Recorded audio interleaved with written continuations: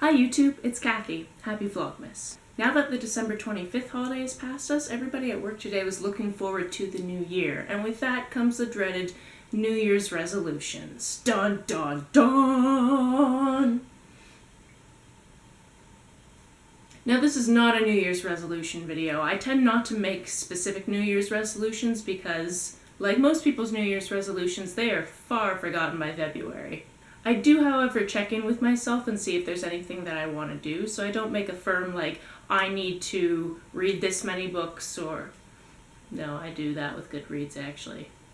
What I do instead of making firm reservations is just think about how my life is going, think about some interesting things I'd like to do in the next year, and then also situate myself in a way that I could possibly get some of those things done. That might sound a little bit vague, but basically what I want to talk about today are a few tips on how to get ready for the new year. My first major tip for getting ready for the new year is to do a little bit of a house clean. If you're anything like me, you have things around your house that you should be recycling, you have things around your house that are in random stacks and really difficult to find.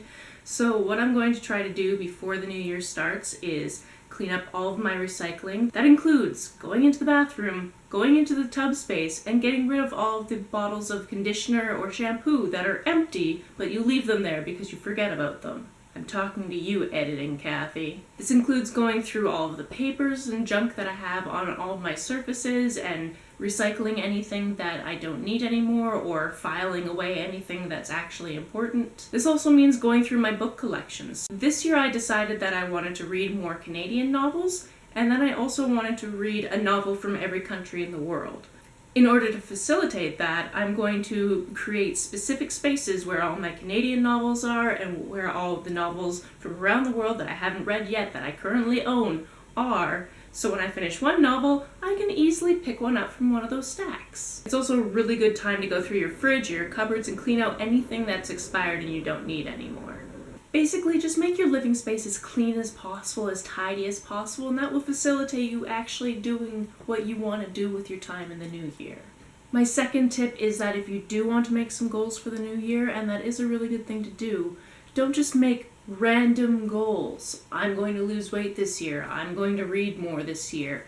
Great. It's great if you want to get healthier, it's great if you want to read more books, but it's a lot more beneficial for you if you actually set specific goals. So, for instance, I'm going to read more this year. Well, you can sit down and go, well, I think that I want to read about 50 books this year. I think that I want to read specific books this year, so I'm either going to acquire them or find out if the library has them, if I can borrow them from friends.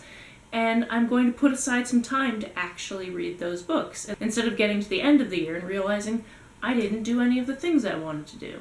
You can keep the structures of these goals all up in your head, or if you're like me, you can get super organized, write down the plan for everything you want to do this year, and then just make sure to see it through.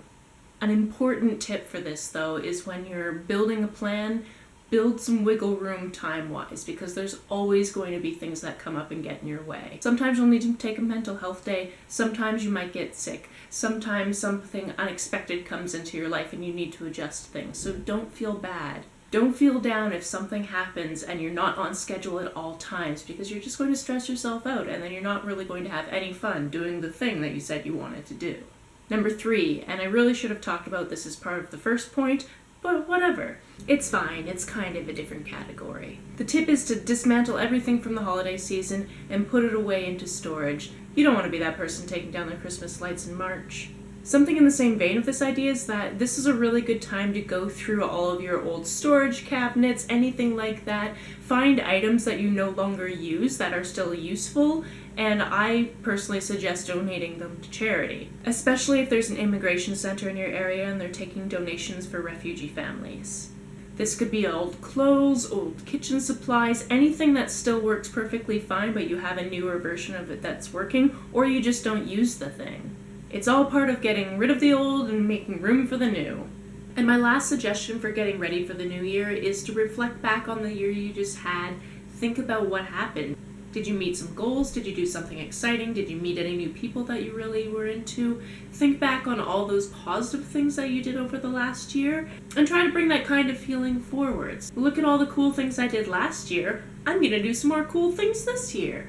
So that's all for right now. If you have any other tips, leave them in the comments below. Give this a like if you enjoyed it. Share it if you have any friends who have no idea what they're doing with their next year.